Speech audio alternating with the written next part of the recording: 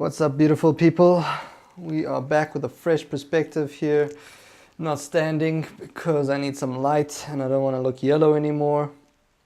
I think you'll see better quality videos next month. I'm getting a new place, so I already know where I'm going to put that shit, right in front of that window.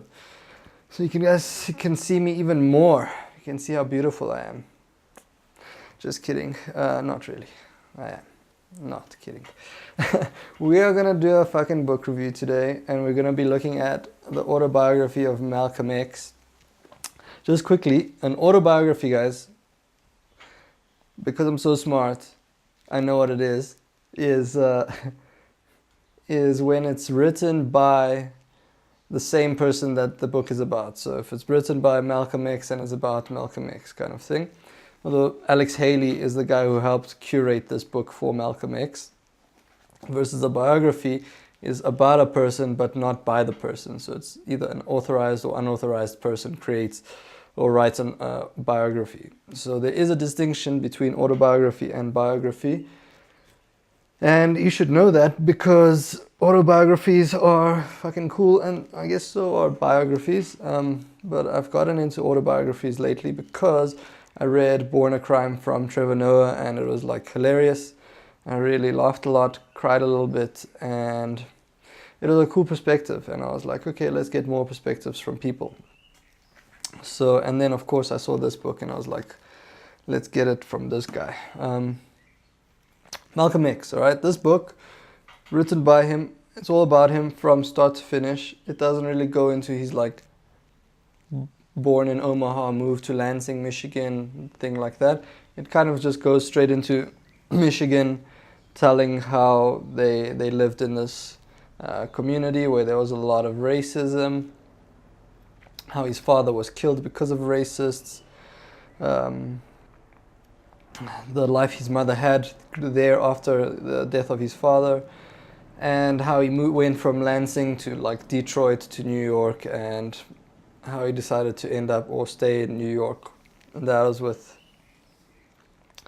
the help of family and relatives and friends.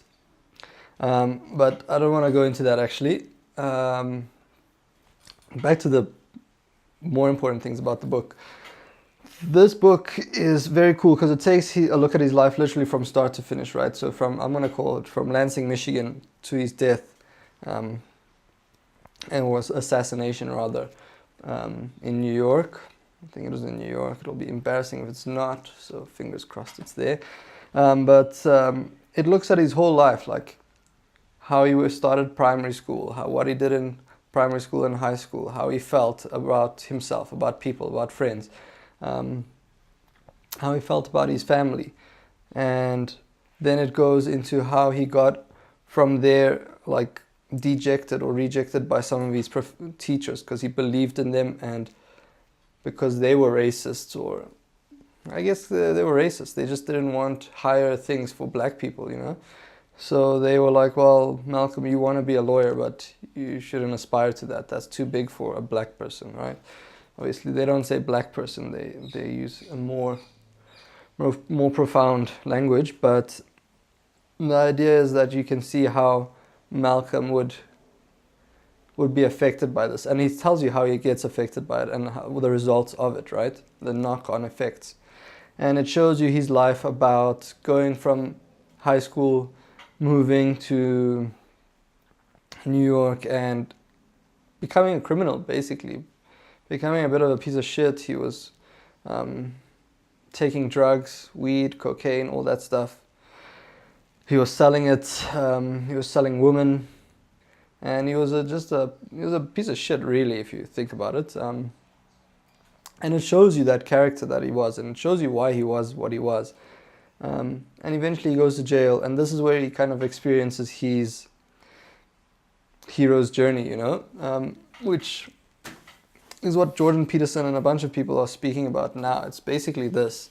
It's Joseph Campbell's Hero with 1,000 Faces.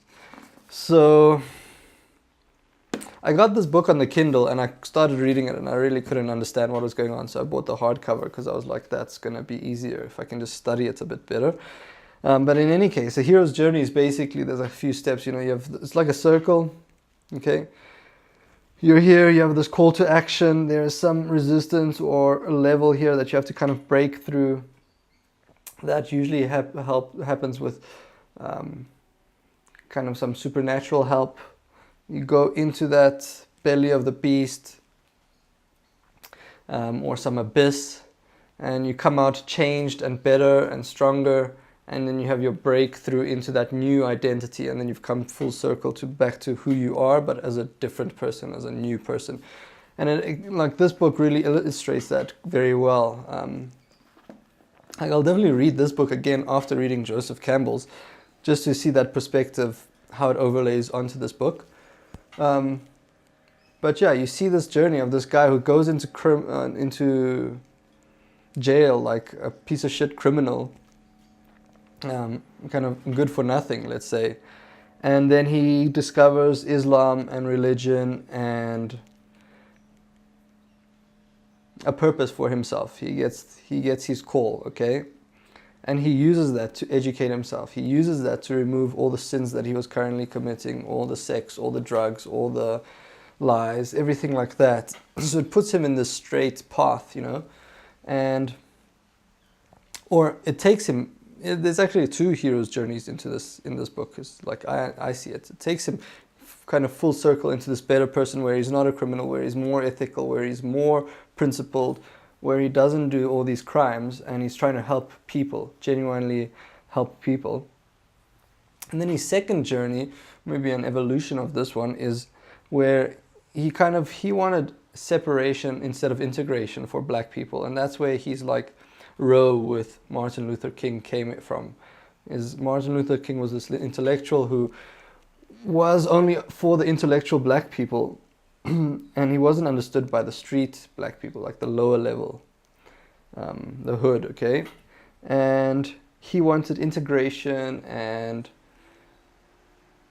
kind of community with all races, versus Malcolm X was quite an angry human being, and he wanted the separation of black state for black people, everything like that, just black empowerment, you know? And that worked up until a point, but then the more he understood about religion, the more he understood about Islam, the more he understood about Christianity, the more he understood about himself and people, then you start to see that he went away from this separation and he went into an integration point of view. And he wanted integration for black people, and he was if not the biggest, then he is one of the biggest black rights activists that's ever lived. And I mean, this book is written by him, so it's like I felt like I was his friend, and like there's no fuck, I'm good enough to be this guy's friend. So it was so cool, like reading this book and just understanding who this person is and seeing his perspectives change over time. And I mean, and by the way, Malcolm X was also a fucking individual, intellectual, like just like Martin Luther King. The difference being is that Martin Luther King was only an intellectual, versus this guy came from the streets, came from the hood, came from slang and relating to these common people, but he also was very well educated. He started reading a lot of books. He started to educate himself, not because the school system failed him so badly. So he could hold his own against intellectuals and inspiring the hood people. So he could relate across that whole spectrum, versus Martin Luther King was just here at this one spectrum with this kind of single dimension. And it's so cool to see that, you know. And that's why you should read these kind of books, because it gives you perspective. It's why you should read to begin with. I mean, I've spoken with friends where they're like, yeah, okay, I read a book a week now.